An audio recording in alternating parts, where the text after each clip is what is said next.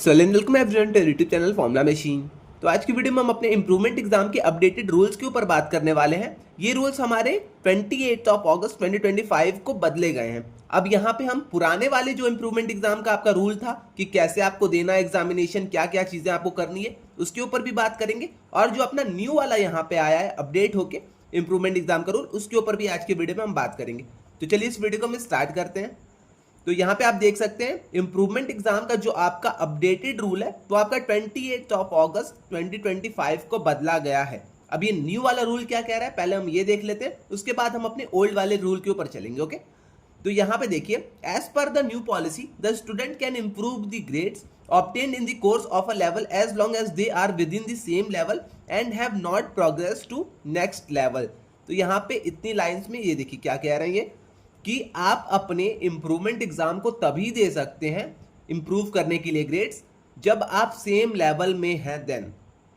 अब मैं आपको एग्जांपल लेके यहाँ पे समझाता हूँ। अगर आप फाउंडेशन लेवल के स्टूडेंट हैं, आपका स्टैट्स 1 अच्छा नहीं किया है, आप चाहते हैं कि मैं इंप्रूवमेंट एग्जाम देके स्टैट्स 1 के जो अपने ग्रेड्स हैं उसको इंप्रूव कर लूँ, तब आपको ये फाउंडेशन लेवल में ही करना पड़ेगा। अब ऐसा नहीं है कि आप डिप्लोमा लेवल में चले गए और डिप्लोमा लेवल में आपको याद आ रहा है कि अरे मुझे अपने स्टैट्स 1 के ग्रेड्स को इंप्रूव करना था तो इस टर्म में मैं अपने स्टैट्स 1 ले लेता हूं। तो ऐसा अब पॉसिबल नहीं है। पहले ये पॉसिबल था, बट जो अपना न्यू रूल आया है उसमें अब ये पॉसिबल नहीं है। ओके, तो इतनी चीज आई थिंक आपको क्लियर हो गई होगी। अगर आप फाउंडेशन लेवल में हैं तभी आप फाउंडेशन लेवल के ग्रेड्स को इंप्रूव कर पाएंगे। डिप्लोमा लेवल में है तो डिप्लोमा लेवल के ग्रेड्स को अपने इंप्रूव कर पाएंगे, इंप्रूवमेंट एग्जाम दे पाएंगे। ओके, तो सीधी सीधी यही बात है, जिस भी लेवल में आप हैं उसी लेवल के आप इंप्रूवमेंट एग्जाम को दे सकते हैं। ओके, तो इतनी चीज क्लियर हो गई। यहाँ पे भी इन्होंने एग्जाम्पल लिया है, देख लीजिए। If a student complete the 8 courses of foundation level and wishes to improve any course grade, they have to do it in the term that are available within the maximum permissible terms। okay, the student will not be allowed to take any foundation level improvement courses when they start the diploma level। तो foundation level के courses का अगर आपको improvement करना है तो आप उसे डिप्लोमा लेवल में नहीं कर सकते हैं। डिप्लोमा लेवल का अगर आपको करना है तो आप उसे डिग्री लेवल में नहीं कर सकते हैं। इतनी चीजें थी, आई थिंक आपको क्लियर हो गई हैं। अब यहाँ पे आप नीचे देख लीजिए, यहाँ पे भी एक इंपॉर्टेंट चीज लिखी गई है, the CGPA will be frozen once they move to new level. तो जैसे कि आपको पता होगा, जब आप फाउंडेशन से अपने डिप्लोमा लेवल में जाते हैं तो आपका कुछ CGPA बना रहता है फाउंडेशन लेवल का। ओवरऑल जो आपका CGPA बना रहता है, अब वो CGPA आपका यहाँ पे फ्रीज हो जाएगा, आपका फ्रोजन हो जाएगा। ओके, तो इतनी चीज यहाँ पे भी लिखी गई है। ये आपका फ्रोज क्यों कर रहे हैं, ये भी इसका भी एक रीजन है, क्योंकि जब आप डिप्लोमा में जाएंगे तो डिप्लोमा के आपके न्यू CGPA काउंट होने स्टार्ट हो जाते हैं। ओके, तो यहाँ पे जो आपके फाउंडेशन के CGPA रहेंगे वो आप फ्रोज हो जाएंगे।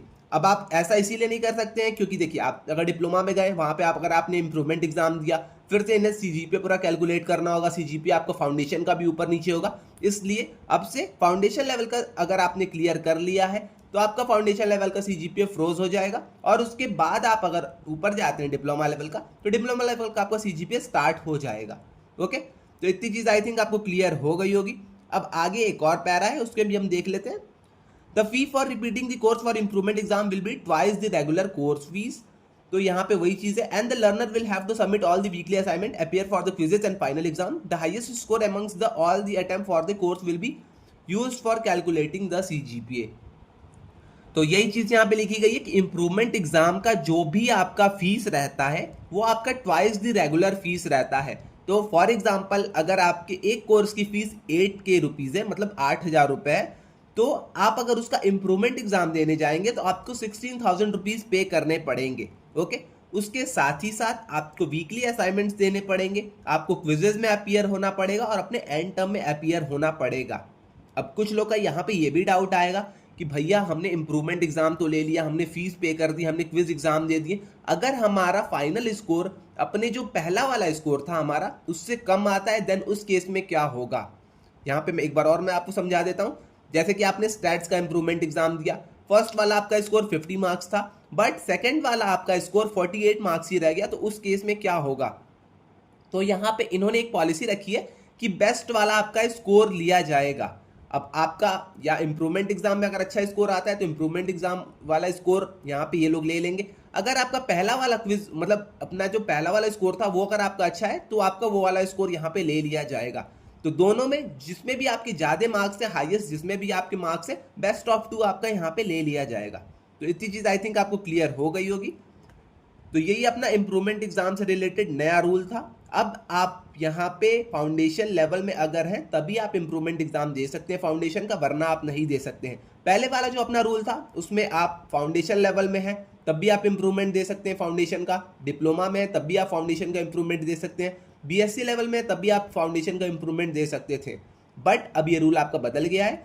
मैंने आपको यहाँ पे पूरा रूल समझा दिया, आई थिंक आपको क्लियर हो गया होगा। इसके रिगार्डिंग अगर आपको कोई भी डाउट आता है तो आप आके कमेंट सेक्शन में मुझसे पूछ सकते हैं, मैं वहाँ पे इन सारी चीज़ों का आंसर कर दूंगा। ओके, और हाँ, अगर आपने अब तक चैनल को सब्सक्राइब नहीं करा तो चैनल को सब्सक्राइब करते जाइएगा और व्हाट्सएप डिस्कशन ग्रुप को आप जो यहाँ पे ज्वाइन करते जाइएगा। तो आज के लिए बस इतना ही रहने देते हैं, मिलते हैं नेक्स्ट वीडियो में। Till then bye bye.